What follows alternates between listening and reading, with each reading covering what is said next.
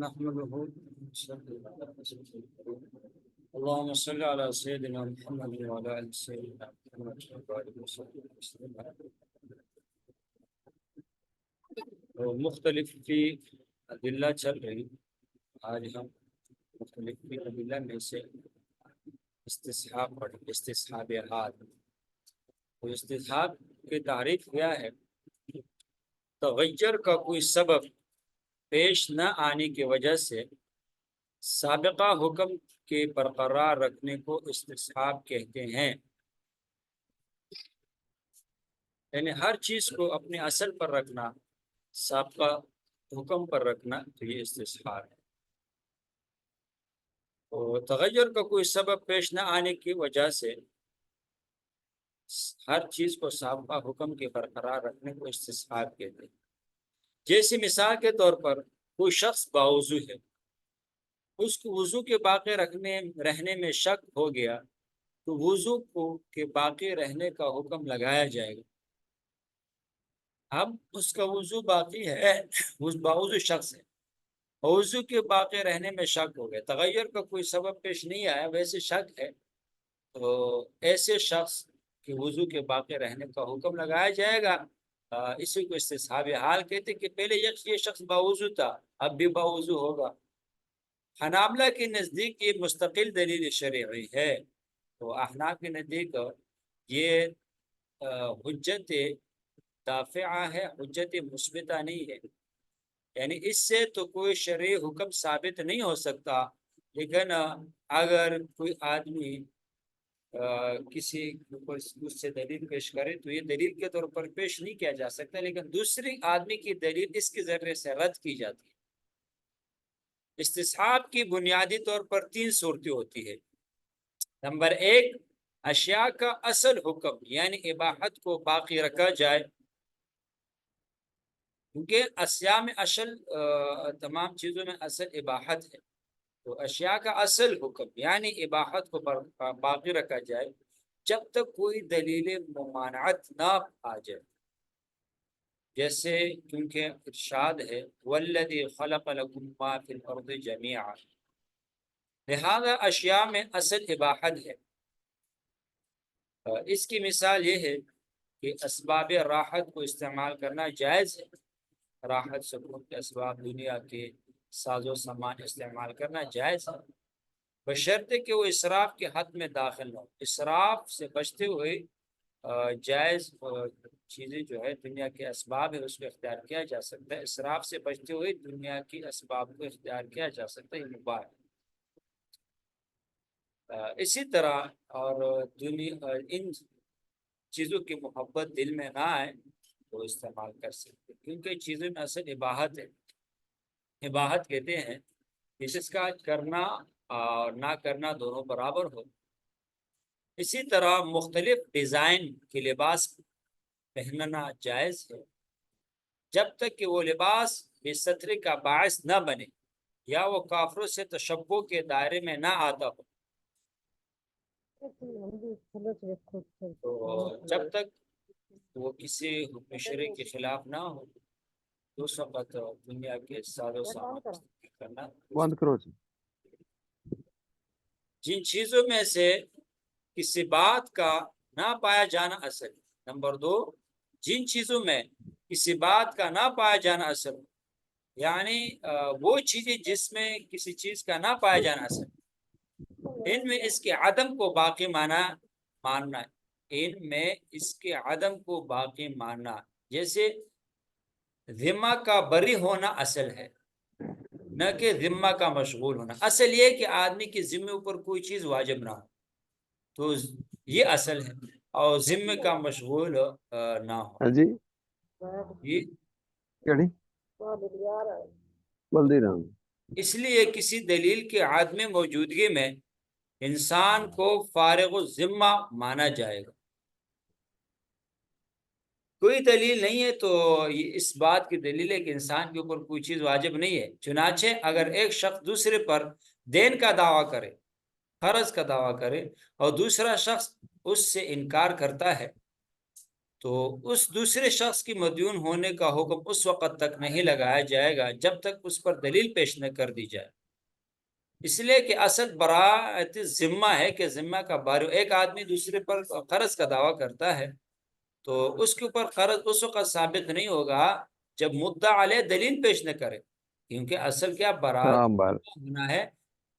یا جیسے کوئی بیوی شوہر کے خلاف ہاں چلو دعویٰ کرے، کوئی بیوی شوہر کے خلاف دعویٰ کرے کہ اس نے نفقہ نہیں دیا، تو جب تک وہ عورت ثبوت پیش نہ کر دے وہ شوہر بری سمجھا جائے گا، کیونکہ اصل بری ذمہ ہونا ہے۔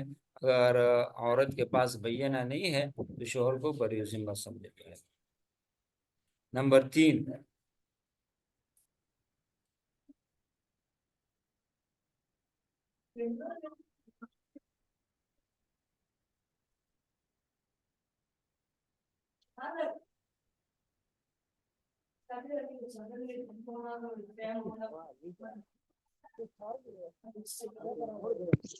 اسحاق بھائی مائک آف کر لیں، مائک آن ہے آپ کا۔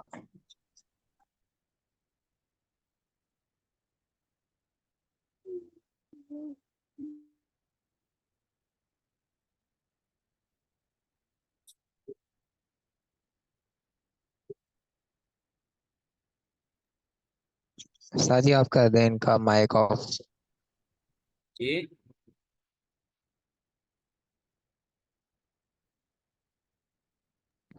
یہ اسحاق بھائی کا مائک آن ہے نا، تو آپ ان کا آف کر دیں سارے مائک، جن آواز آ رہی ساتھیوں ہے۔ کے مائک آن ہے وہ آف کر دیں، جن طلباء کا مائک آن ہے وہ آف کر دیں۔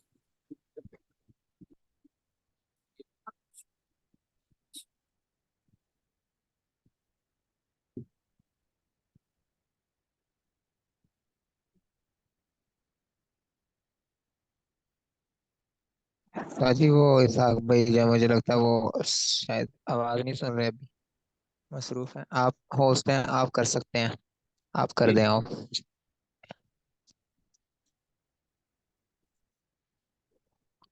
آواز صحیح تھی، آواز نہیں آ رہی۔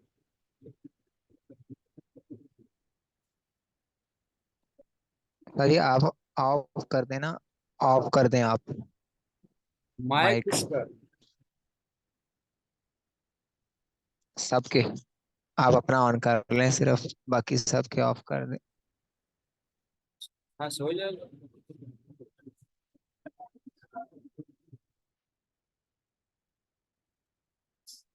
جی استاد جی ہوسٹ جو ہے وہ کر سکتے ہیں نا۔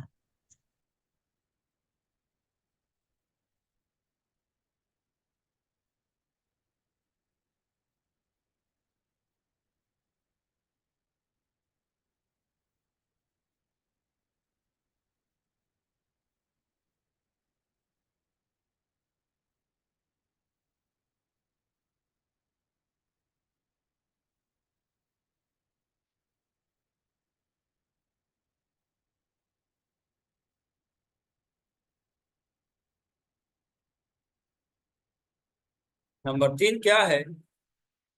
کسی حکم کی ثبوت کے لیے شریعت نے جو سبب مقرر کیا ہے، اس سبب کے پائے جانے کی ثبوت کے بعد اس حکم کو اس وقت تک مشروط مانا جائے جب تک اس سبب کے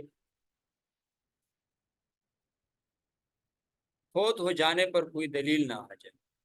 کسی حکم کی ثبوت کے لیے شریعت نے جو سبب مقرر کیا ہے، اس سبب کے پائے جانے کی ثبوت کے بعد اس حکم کو اس وقت مشروط مانا جائے گا جب تک اس کے سبب کی فوت ہو جانے پر کوئی دلیل نہ ہو، جیسے عقد نکاح سے زوجیت ثابت ہو۔ اب جب تک فرقت کا ثبوت نہ ہو اس نکاح کو باقی ہی سمجھا جائے گا۔ تو اب نکاح کے باقی سمجھا جائے گا جب تک کوئی ثبوت نہ آ جائے کہ اس آدمی نے کوئی طلاق نہیں دی تو اس کی نکاح کو باقی رکھے۔ تو عقد نکاح کی زوجیت ثابت ہوگی، عقد نکاح کی زوجیت یہ نکاح سے ثابت ہوئی ہے، لہذا اس کو باقی رکھا جائے گا، باقی سمجھا جائے گا جب تک کوئی ایسی دلیل نہ جائے جس سے اس سے نکاح کی فرقت کا ثبوت نہ ہوگا۔ یا جیسے کسی شخص نے کوئی چیز خریدی تو اس پر اس کی ملکیت قائم ہوگی۔ اب اگر کوئی دوسرا شخص دعویٰ کرتا ہے کہ وہ شے مذکورہ شخص کی ملکیت میں نہیں ہے تو جب تک وہ اس کو ثابت نہ کر دے کہ وہ شے اس کی ملکیت سمجھی جائے۔ ایک آدمی نے کوئی چیز خرید لی، وہ سبب قائم ہوگا، لہذا یہ اس کا مالک ہے۔ اب اگر کوئی دوسرا شخص دعویٰ کر دے کہ وہ شے مذکورہ شخص کی ملکیت میں نہیں ہے تو جب تک وہ اس کو ثابت نہ کر رہے گواہوں کے ساتھ تو وہ چیز اس کی ملکیت میں سمجھی جائے گی۔ یہ استصحاب حال ہے کہ پہلے بھی اس کی ملکیت ہے، اب بھی ملکیت ہے، جب تک کوئی گواہ قائم نہ کرے۔ استصحاب اس وقت معتبر ہے جب کوئی اور دلیل موجود نہ ہو۔ تو یہ بات سمجھنے کی، جب کوئی اور دلیل موجود نہ ہو۔ حنفیہ کے نزدیک استصحاب حقوق کے لیے دافع تو بنتا ہے، یعنی اگر کوئی دعویٰ کرے تو اس کے دعوے کو رد کیا جا سکتا ہے، مثبت نہیں بنتا، یعنی اس سے کوئی نیا حکم شرعی ثابت نہیں ہوتا۔ جیسے ایک مفقود الخبر شخص کو موت کی دلیل متحقق ہونے تک زندہ سمجھا جائے گا۔ ایک مفقود الخبر شخص یعنی کوئی آدمی گم ہو گیا تو موت کی دلیل متحقق ہونے تک زندہ سمجھا جائے گا کہ جب تک اس کی موت کی دلیل متحقق نہیں ہوگی تو اس کو زندہ سمجھا جائے گا، کیونکہ یہ پہلے بھی زندہ تھا، اب بھی زندہ ہوگا، اور اس کے مال میں ورثاء کا حق ثابت نہیں ہوگا۔ البتہ کہتے مفقود کے مورث کی موت ہو جائے تو مورث کے متروکہ میں مفقود وراثت کا حقدار بھی نہیں ہوگا۔ یعنی اگر مفقود کے وراثت میں سے کوئی آدمی مر جائے تو یہ مفقود جو شخص کے جو گم ہوا ہے تو ان کو اس میں سے حصہ نہیں ملے گا، کیونکہ یہ استصحاب حال کے ذریعے سے ہم نے ان کو زندہ سمجھا ہے، اور استصحاب حال ہمارے نزدیک مثبت نہیں ہے، کسی دوسرے پر کوئی چیز ثابت نہیں کر سکتا۔ آگے تمرینات ہے، صحابی کسے کہتے ہیں، اقوال صحابی کتنے اور کیا کیا قسمیں ہیں، اور اس کا حکم کیا ہے، استصحاب حال کی تعریف، مثال استصحاب کب معتبر ہوگا۔ استصحاب حقوق کے لیے دافع ہے، مثبت نہیں ہے، اس کو مثال سے سمجھاؤ۔ مثال گزر چکے۔ اللہ حکم، اب یہاں سے جو مکلف کی فعل کا وصف ہے وہ بیان کریں گے۔ حکم وہ ہے جس سے انسان کے اعمال کا وہ وصف متعین ہو جس کو شریعت نے بیان کیا۔ حکم وہ ہے جس سے انسان کے اعمال کا وہ وصف متعین ہو جس کو شریعت نے بیان کیا۔ مثلا کسی عمل کو واجب اور فرض یا حرام اور مکروہ قرار دیا تو یہ واجب ہے، فرض ہے، حرام ہے، مکروہ، یہ حکم ہے، اور مکلف کے فعل کا وصف ہے۔ حکم کے دو قسمیں، حکم تکلیفی، حکم وضعی۔ حکم تکلفی یا حکم تکلیفی وہ ہے جس میں کسی فعل کا مطالبہ یا ممانعت یا فعل اور ترک کا اختیار پایا جاتا ہو۔ کسی فعل کا مطالبہ ہو اس میں، یا اس میں کسی فعل سے منع کیا گیا ہو، یا فعل اور ترک کا اختیار پایا جاتا ہو، کرنا یا نہ کرنا دونوں برابر ہو، تو یہ حکم تکلیفی ہے جس میں کسی فعل کا مطالبہ کیا گیا ہو یا منع کیا گیا ہو، یا اس پر کیا ہے کہ دونوں اختیار ہے، کرنا یا نہ کرنا۔ حکم تکلیفی کے 7 قسمیں ہیں: فرض، واجب، مندوب، حرام، مکروہ تحریمی، مکروہ تنزیہ۔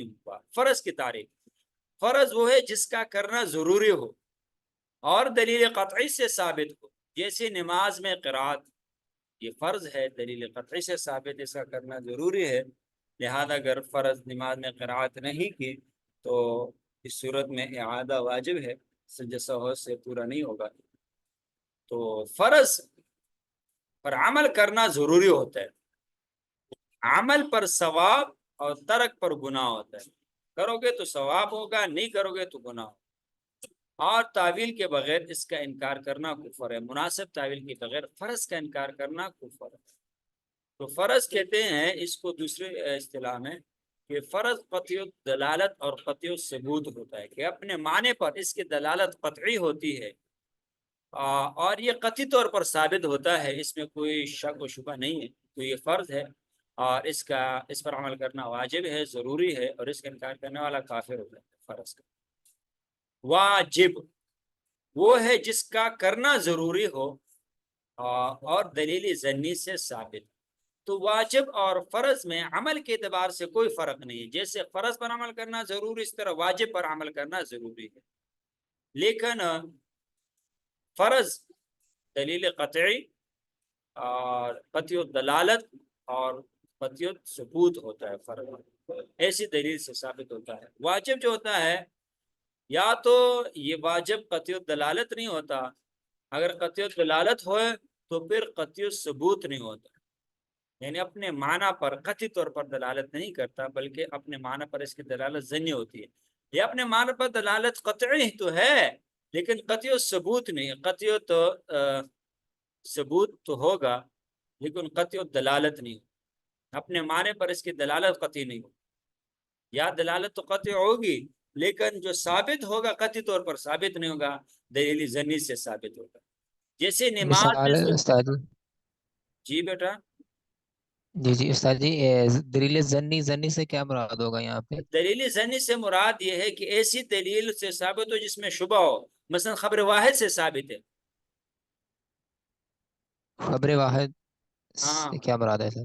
خبر واحد ایسی دلیل ہے جس کے روایت کرنے والے حد متواتر تک اور شہرت تک نہ پہنچے ہو، صحابہ کے زمانے میں ایک دو روایت کرنے والے ہو پھر آگے جا کے مشہور ہو، جب ہم تک جو حدیث پہنچی ہے تو تواتر کے ساتھ نہیں پہنچی، شہرت کے ساتھ نہیں پہنچی بلکہ خبر واحد کے ذریعے پہنچی، تو یہ عمل کے اعتبار سے دونوں برابر ہے، واجب فرض، لیکن اس میں علم اعتبار سے وہ فرض ہے، یہ قوی ہے کیونکہ یہ دلالت تو قطعی دلالت قطعی ثبوت ہوتا ہے، واجب ہوتا ہے یا تو یہ قطعی دلالت نہیں ہوتا یا قطعی ثبوت۔ تو جو خبر واحد ہے آپ نے پہلے بھی سر جی سوال کیا تھا، ایسے بھی کہہ سکتے ہیں ہاں کہ سر جی ایسے بھی کہہ سکتے ہیں کہ جو قرآن کی نص سے ثابت ہو وہ فرض ہے، یہ ایک اور عمومی جو بات ہے حدیث سے؟ عبد الواجد بھائی، جی یہ ایک عمومی بات ہے عوام کو سمجھانے کے لیے کہ جو قرآن سے جی جی ثابت ہو فرض ہے، جو حدیث سے ثابت ہو وہ کیا ہے، سنت ہے، حالانکہ ایسے نہیں ہے، قرآن میں آپ کو مباح بھی ملے گا، مستحب چیز بھی ملے گی، فرض بھی ملے گی، واجب بھی ملے گی، اسی طرح احادیث میں بھی ہے، جیسے جی فَإِذَا حَلَّلْتُمْ فَاصْطَادُوا، جب تم شکار حلال ہو جاؤ تم شکار کرو، تو شکار کرنا یہاں فساد امر کا صیغہ ہے، کوئی واجب تو نہیں ہے، مباح کام ہے۔ جی تو اسی طرح سیاق و سباق کو دے کر اور اسی طرح پھر جب ہم دیکھو قرآن کی ایک آیت ہے وہ تو قطعی طور پر ہے کہ یہ قرآن کی آیت ہے، لیکن اس کی اپنے معنی پر دلالت قطعی نہیں ہے، اس میں کئی معنوں کے احتمال ہے،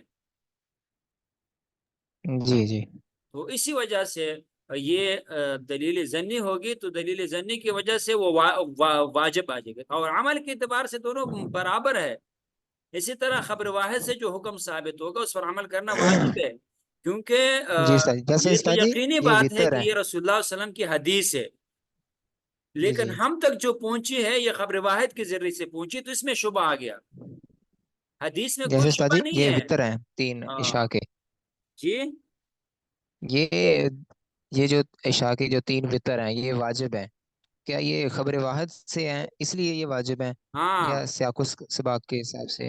یہ خبر واحد سے ثابت ہے اس لیے ان کو واجب قرار دیا ہے، دلیل ایسی اس دلیل میں ثابت ہے جو قطعی دلالت نہیں ہے۔ اور اس میں ایک وطر کا بھی ملتا ہے کہ ایک رکعت بھی وطر ہے، اور ہاں، تین بھی ملتی ہیں، یہ بھی ہو سکتا ہے اس کا سبب کہ یہ واجب ہے؟ احتمال ہے نا اس میں، او تر بواحدۃ، جی اس جی میں پھر ہم تعویل کرتے ہیں، مختلف تعویلات کرتے جی ہیں۔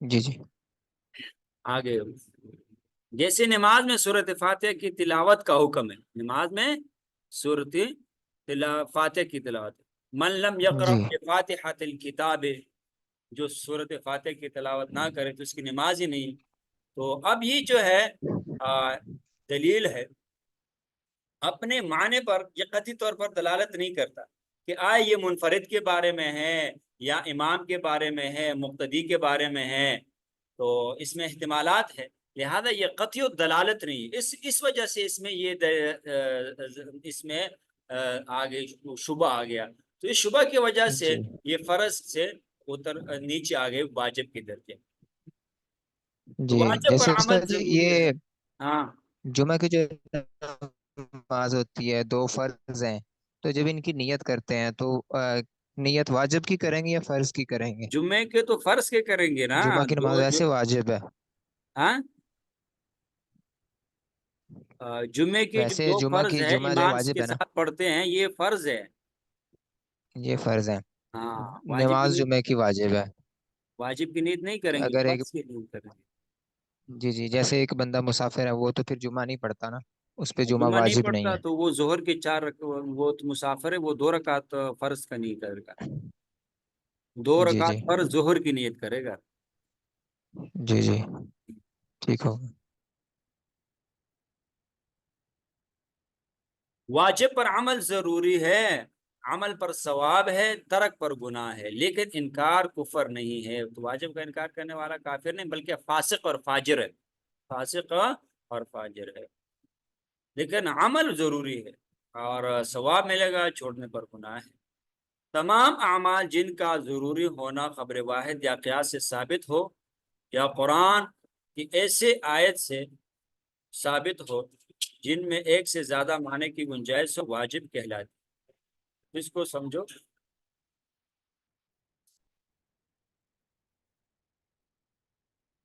کہ وہ تمام اعمال جن کا ضروری ہونا خبر واحد سے ثابت ہو یا قیاس سے ثابت ہو یا قرآن کی ایسی آیت سے ثابت ہو جن میں ایک سے زیادہ معنی کی گنجائش ہو، وہ واجب کہلاتی ہے۔ اب بات سمجھ میں آ گئی؟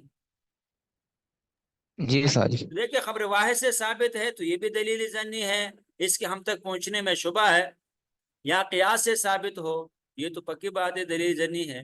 قرآن کی ایسی آیت سے ثابت ہو جن میں ایک سے زیادہ معنی کی گنجائش ہو، اس میں کئی معنی کا احتمال ہے، قرآن کی آیت سے ثابت ہے، وہ واجب کہلاتا ہے۔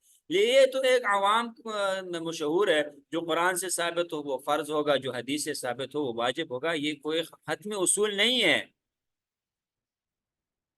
فراز جی و واجبات کے 2 قسمیں، فراز و واجبات کے 2 قسمیں ہیں، عینی اور کفائی، یعنی فرض عین اور فرض کفائی جو کہتے ہیں، یہ فرض عین ہے، یہ فرض کفائی ہے، تو 2 قسمیں۔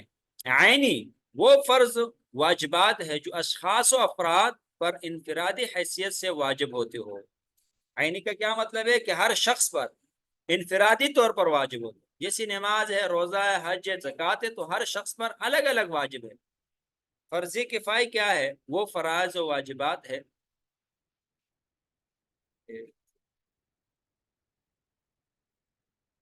کفائی وہ فرض و واجبات ہے جو اجتماعی حیثیت سے واجب ہوتے ہو، اگر کچھ لوگ ان کے تعمیل کر لے تو دوسروں سے بھی ترک عمل کا بار گناہ اتر جائے گا۔ مثلا نماز جنازہ ہے، اگر محلے کے چند لوگ پڑھ لے تو دوسروں سے بھی اس کا گناہ اتر جائے گا۔ دین کے تفصیلی علم کا حاصل کرنا یہ فرضی کفایہ ہے، لیکن اتنا علم حاصل کرنا کسی انسان کے ضروریاتی دین سمجھ سکے تو اتنا تو فرض عین ہے، لیکن دین کے تفصیلی علم حاصل کرنا جیسے ہم لوگ حاصل کر رہے ہیں تو یہ فرض کفایہ ہے۔ اگر کسی علاقے کے چند علماء یہ علم حاصل کر رہے تو فرض کفایہ ادا ہو جائے گا، لیکن پورے علاقے کے لوگ چھوڑ دے تو گناہ ہوگا، جیسے جہاد ہے، قضاء ہے، تو یہ فرض کفائی ہے جو پورے اجتماعی حیثیت سے واجب ہوتی ہے، جیسے اعتکاف ہے، اگر محلے کی چند لوگ بیٹھ جائے تو سب کی طرف سے یہ فرض ہے۔ فراز و واجبات وقت کے اعتبار سے بھی 2 قسم پر ہے، مطلق اور مقید۔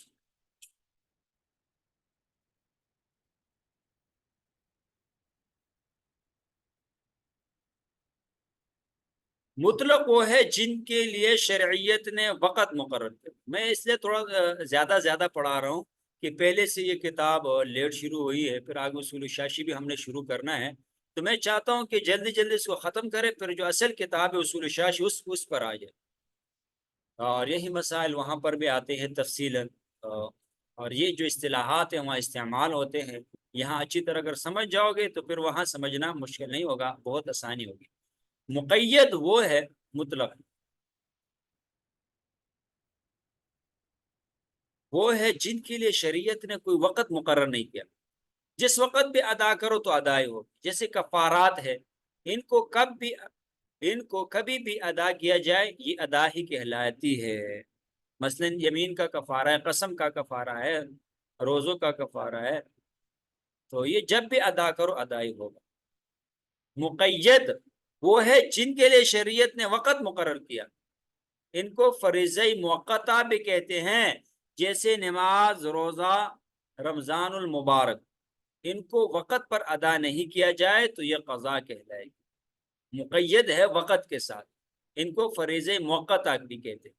نماز ہے، روزہ، رمضان المبارک، تو نماز ایک وقت کے ساتھ مقید ہے، فجر کی نماز ہے، فجر کے ساتھ مقید ہے، اگر اس وقت ادا نہیں کرو گے تو بعد میں قضا کہلائے گی۔ رمضان کا روزہ رمضان میں نہیں رکھا، بعد میں رکھو گے تو قضا کہلائے گی۔ کہتے حج کے لیے وقت مقرر ہے، لیکن چونکہ یہ عمر میں ایک ہی بار فرض ہے، اس لیے کہ کبھی بھی ادا کیا جائے ادا ہی کہلائے گا۔ حج جب بھی ادا کرو تو ادا ہی ہوگا، کیونکہ اس کے لیے وقت مقرر تو ہے لیکن زندگی میں ایک مرتبہ فرض ہے۔ مندوب کی تعریف، مندوب کس کو کہتے ہیں؟ جو ہم بار بار کہتے ہیں ندب ہے، مندوب ہے، وہ ہے جس کا کیا جانا مطلوب ہو، لیکن نہ ضروری ہو اور نہ اس کے ترک پر مذمت کی گئی ہو، یعنی اس کا کیا جانا مطلوب ہو کہ اس پر عمل کیا جائے۔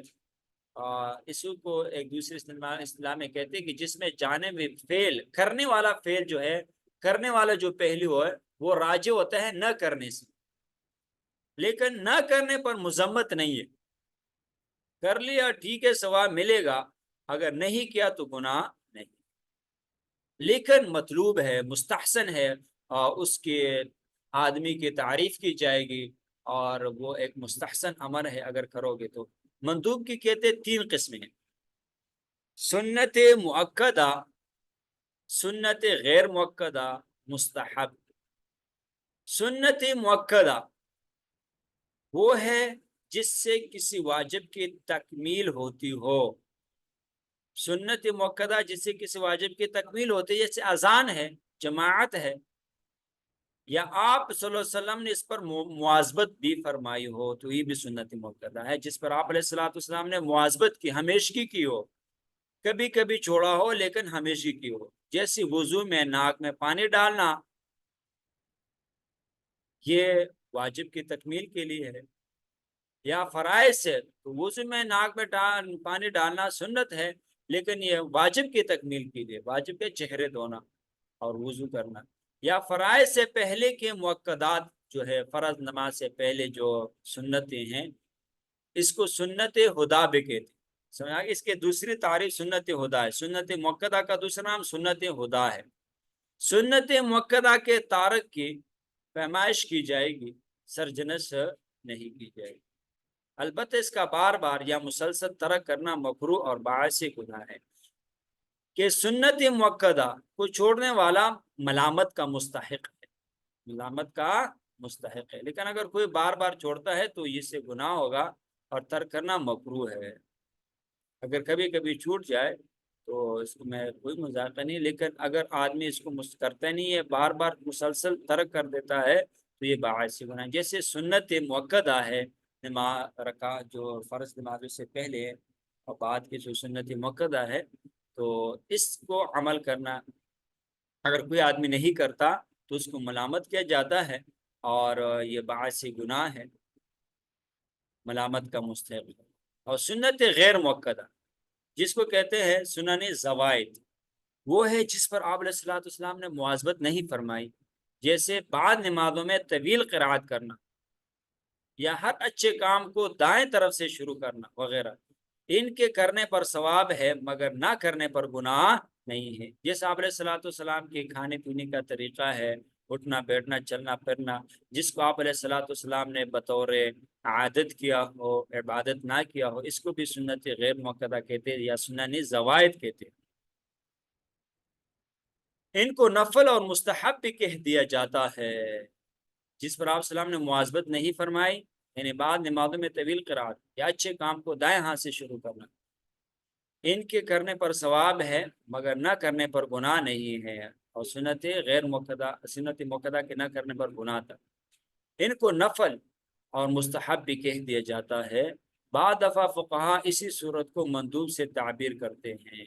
یہ نفل جو مستحب ہے اسی کو مندوب سے تعبیر کرتے ہیں کہ ندب سے یہی مراد ہوتا ہے کہ جس میں کرنے والا پہلو نہ کرنے سے راجع ہوتا ہے۔ سنت زوائد، سنت زوائد جن امور کو آپ علیہ الصلوۃ والسلام نے عادتاً کیا ہو وہ سنن زوائد ہے۔ یہ سنن زوائد آتا ہے سنت ہدا کے مقابلے میں۔ سنن ہدا جس میں آپ علیہ السلام نے مواظبت کیا ہو اور عبادت کے طور پر کی ہو، اور سنن زوائد جس میں آپ علیہ السلام نے عادت کے طور پر کیا، جیسے آپ علیہ السلام کے کھانے پینے کا طریقہ و استراحت، آپ علیہ السلام کیسے سوتے تھے، کیسے اٹھتے تھے، نشستوں پر خاص کے انداز، ان کو آداب کہتے ہیں۔ عام طور پر ان کو بھی مستحب سے تعبیر کیا جاتا ہے۔ اگر ان افعال میں آپ کی اتباع کی نیت ہو تو ثواب ہے، اگر سنت کی نیت ہو تو ثواب ملے گا انشاءاللہ، اس پر عبادت کا اجر حاصل ہو۔ اگر نہ کیا جائے تو نہ باعث گناہ ہے نہ باعث گرفت، یعنی اس میں گناہ نہیں اگر کوئی نہ کرے۔ اسی طرح اگر کوئی نہیں کرتا تو اس کو ملامت بھی نہیں کیا جاتا، البتہ تربیت کے طور پر گرفت کی جاتی ہے، جیسے استاد اپنے شاگردوں کی گرفت تربیت کرتا ہے، والدین اپنے بچوں کی تربیت کرتا ہے تو اس وقت گرفت کرتا ہے۔ لیکن یار دوست ہے یا کوئی اسی طرح ہے، اگر وہ سنن زوائد پر عمل نہیں کرتا تو اس کو ملامت نہیں کیا جا سکتا۔ آگے تمرین سوالات ہے تو ان کو حل کرو۔ وآخر دعوانا الحمد للہ رب العالمین وما علینا الا البلاغ۔ سوال تھا ایک، جی یہ نماز جنازہ مسلمان کا ادا کرنا یہ حق ہوتا ہے مسلمان کا مسلمان جی پہ، تو یہ واجب ہے نا؟ جی تو جی پھر یہ فرض کفایہ اگر وہ نہیں ادا کرتا، اس کے محلے میں سے کوئی بھی ادا کر لیتا ہے، ہوں تو پھر اس نے تو نہیں ادا کیا، جی تو پھر کیسے یہ واجب، اس نے کیسے حق ادا کیا اس کا؟ پھر اس کو گناہ نہیں ہوگا پھر؟ نہیں تو اگر محلے میں سے کوئی بھی ادا نہ کرے پھر گناہگار ہوگا، اگر چند لوگوں نے ادا کر لیا تو پھر یہ گناہگار نہیں ہوگا۔ حق تو استاد جی اس پر بھی تھا نا، ہاں جس نے ادا نہیں کیا؟ لیکن اجتماعی طور حق تو پر اس تھا، پر بھی تھا۔ انفرادی طور پر نہیں تھا، اچھا، اجتماعی جیسے طور مطلب پر تھا۔ ایک بندہ سلام لیتا ہے تو اس کے سلام کا جواب دینا وہ حق ہے اس کا، واجب ہے۔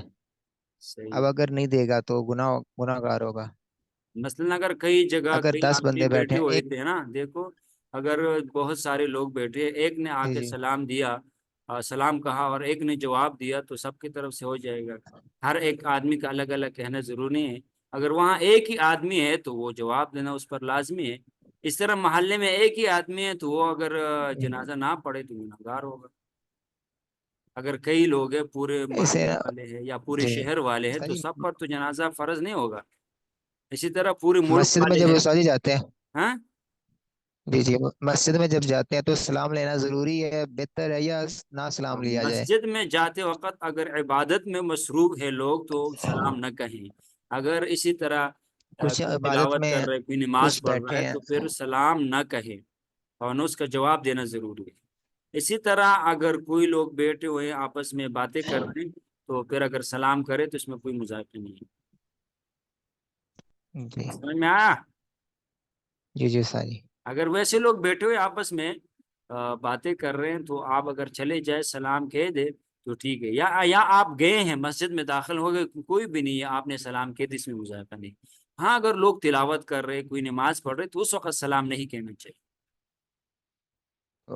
لیکن کچھ فارغ بھی بیٹھے ہیں تو پھر اس کا مطلب ہے جو فارغ بیٹھے ہیں وہ ان سے تو لے لی جائے، وہ پھر اسلام کا جواب دے دیں۔ سے لے سکتے ہیں تو جو لیکن تلاوت کر رہا ہے وہ نہ دے۔ اونچے آواز سے نہ کہیں کہ سب ڈسٹرب ہو جائے۔ جی